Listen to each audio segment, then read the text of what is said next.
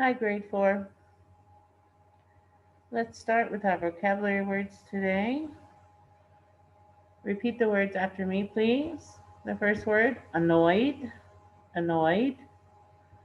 Second word, attitude, attitude. Next, commotion, commotion. After, cranky, cranky.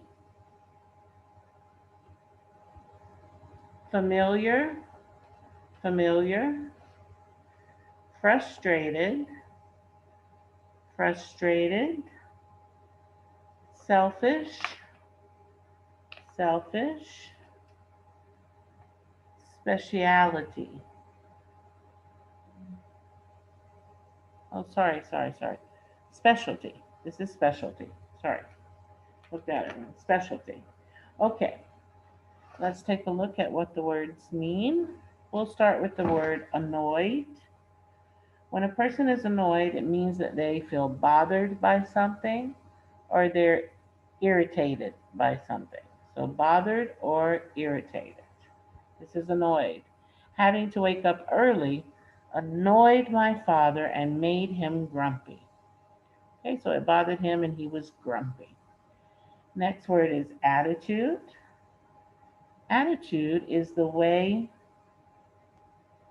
of thinking, acting, or feeling. So your attitude is kind of how you feel, how you think, how you act. The girls had fun working together because they both had a good attitude. You can see them both smiling. So they have very happy and positive attitudes, which makes them easy to work with. Okay, so attitude, the way you think, act, or feel. Commotion. A commotion is a disturbance, something that bothers you, and it makes a lot of noise. Okay, so a noisy disturbance. Okay, when something is very noisy and it bothers you, it disturbs you, it is commotion. The swans made a commotion with their squawking and splashing. I don't know if you've ever heard a bunch of swans together, but they make a lot of noise. All right, next we have cranky.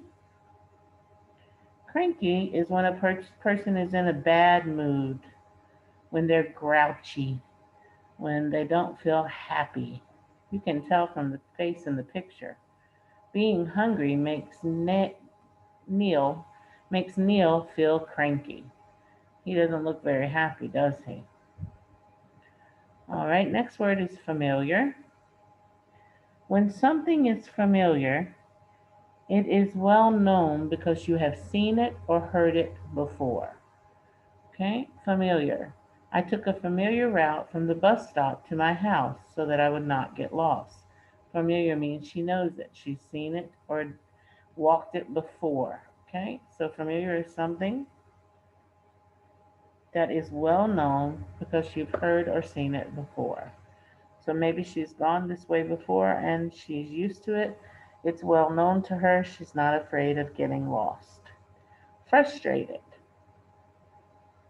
When you are frustrated, it means you feel disappointment because you're being kept from doing something. Okay? Frustrated is not a good feeling. You want to do something, but you're not able to do it. So it puts you in a bad mood and you feel disappointed about it. The student was frustrated by the difficult assignment. Her homework is really hard and she feels frustrated and she's disappointed because she can't complete it. Selfish. Selfish means someone who only cares about themselves. Remember how we talked about greed last week and how a greedy person wants everything for themselves? A greedy person is selfish. Selfish is a person who only thinks about themselves. All right, and the last word is specialty. Someone's specialty is something that they do very well and that they give extra attention to something. Like, for instance, a doctor who specializes in your ears His specialty is that he is an ear doctor. A doctor who specializes in your heart is a cardiologist. He's a heart doctor. An engineer who specializes in building buildings is a construction engineer.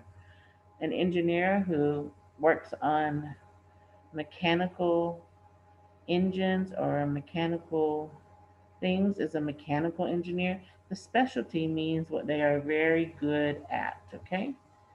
All right. Let's read the story, The Ant and the Grasshopper.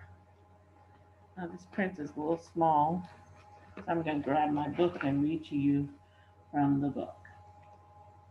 The Ant and the Grasshopper is a drama, okay? And a drama is a story that's written like a play. It can be performed on stage. There are settings and characters in our story, and the story is written in scenes, which means it's written in different acts. And we'll explain that a little more after we read. Scene 1. It is raining heavily on the African grasslands. Termite turns and sees the audience. Termite, happily. Yikes, I didn't see you. Welcome to the Great Plains of Africa. We're soggy now because it's the rainy season. Sorry, she shrugs and smiles. Today we'll visit two very different friends of mine, Ant and Grasshopper. Maybe you have heard of them from other familiar stories. Let's see what my buddies are up to. An army of ants march in carrying leaves filled with water. They approach Grasshopper, who lounges lazily under a plant. Ant in a loud voice, Company, halt! The ants stop. Grasshopper stretching and yawning. Oh, Ant, old pal, good to see you. I was just napping when I heard your feet pounding down the way. What's all the commotion? Remember, commotion is a noisy disturbance. So when he was sleeping, they made a lot of noise and they bothered him. Ant, looking annoyed. Remember, we said annoyed means to be bothered or irritated. Grasshopper, have you noticed what falls from the sky above you? Ant stands at attention and points up at a cloud. Grasshopper sleepily rises and stands next to Ant. He looks at the sky. Rain, Grasshopper. Rain falls from the sky. And when there is rain, there is work to be done. Grasshopper smiling, then scratching his head. Huh? Ant says, you should be collecting for a time when it is unavailable. Sorry, you should be collecting water for a time when it is unavailable. Instead, you lie here without a care for the future. Grasshopper laughing. Oh, don't be so serious, old buddy. There is plenty of water now, and that's all that matters. You need to relax. You're much too tense. Why don't you make napping your new specialty instead of all this silly toil? Stop working so hard all the time. Remember, specialty is what you're very good at. Ant shaking his head as he grows frustrated. He's getting frustrated because he wants to make Grasshopper save water for a time when there won't be any water, and Grasshopper's not listening. The rainy season will not last forever, Grasshopper. Your carefree attitude will disappear with the water, and soon you will regret being lazy and wish you had been more energetic. Remember, your attitude is the way you act, think,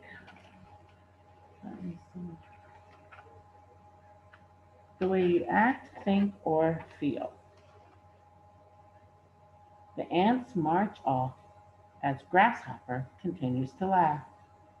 Scene 2. This means that we're moving to a different place for the next scene. It is a few months later, and the plains are now dusty, dry, and brown. Grasshopper, appearing weak and sickly, knocks on Ant's door. Ant, seeming strong and healthy, opens the door. Grasshopper says nervously, Hi there, pal. I was in the neighborhood Boy, can you believe how hot it is? So I was wondering if maybe, by chance, you might have some water for your old friend. Ant tries to close the door, but Grasshopper quickly grabs it. Grasshopper begging wildly, "Please, Ant, I am so thirsty. There isn't a drop of water anywhere." After a pause, Ant says, "We ants worked hard to collect this water, but we cannot let you suffer," giving Grasshopper a sip of water. "Do not think us selfish, but we can only share a few drops with you." Remember, selfish means to only think of yourself. "I warned you that this time would come. If you had prepared, you would not be in this situation." Grasshopper walks slowly away. Termite watches him go. Termite says, "Although Ant has done a good deed, tired, cranky Grasshopper must still search for water. Grasshopper learned an important lesson today. Next time, he will follow Ant's advice." Remember, cranky means when you're grouchy or in a bad mood. And Grasshopper's in a bad mood because he doesn't know where he's going to get water from, because he didn't listen to Ant when he told him to collect the water while he had the chance. All right, let's take a look at our literary terms. We have ask and answer again. Ask and answer is when we have questions in our story and we don't understand something and we stop and ask ourselves, why is this happening? Or why didn't Grasshopper collect water? Or why was Ant telling Grasshopper to collect? When we ask questions, we go back and read to find our answers. So we ask and we answer by reading the text to find the answers. All right, we should write this literary term down. Theme. We know the theme is the message or the lesson that the author wants to tell the reader. Okay, so in our story, Ant tells Grasshopper that he should collect the water. What do you think the theme of our story might be? When Ant tries to convince Grasshopper to save water before it's too dry and there's no water to be found,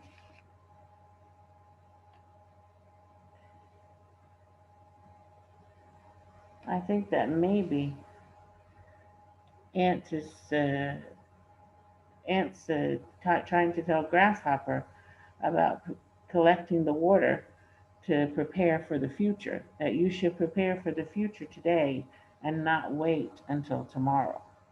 Okay, maybe that's our theme. You should prepare ahead.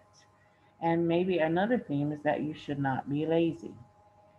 All right, so again, the theme is the message or the lesson the author wants the reader to understand. Our story is a genre. Our genre is drama this week. Okay? And a drama is a story that's written with a list of characters and it's written in dialogue with people talking back and forth to each other. In this case, insects, the grasshopper and the ant. The story is divided into parts called acts or scenes. The scenes or the acts usually take place when something very important happens, it changes scene, or when the location, the place where the story is happening changes, they often change the scene. Okay? It includes setting and stage directions. Now, I read everything that was written for you. What's written that tells you where on the stage you should be, what you should be doing, how you should say something, these things are not supposed to be read out loud. I read it to you like a story. But when you read, you're not supposed to read certain things aloud. Let me show you. Like here, looking annoyed. This is to tell the person who is the ant how he should look. It shouldn't be said aloud. Here, Ant stands at attention and points up at a cloud. This is telling the person who is Ant what he should do when he's standing on stage. These are what we call stage directions. Sighing. This is the act of sighing when someone goes, it's written for the actor to do it, the person who's playing Ant in the story. but you shouldn't say it out loud. Now, I read it to you because I read it to you like a story, not like a play. But a drama has these stage directions, like the ants march off as Grasshopper continues to laugh, to tell you what is happening on the stage so you know what to do if you are one of these characters. Okay? These are called stage directions and settings. All right. Dialogue. Our last literary term is dialogue. Dialogue is the words that the characters say to each other. When they are written in a drama like this one, the person's name, ant, grasshopper, in this case the insect's name, is written in bold print before the words that they say, so that you know who is speaking in the play. All right, like here, grasshopper says, "Hi there, pal." His name is written in bold before it so you know who is saying this part of the story. Okay. All right, I do believe that's it for this week. Yeah, that's it for today. All right, oops, I do this all the time. I always hit that, and then I have to get out like this. All right, so that's it for today's lesson. I will see you in the next video. Remember, if you have any questions, you are free to message me. I will be happy to answer you. Have a good day. Bye-bye.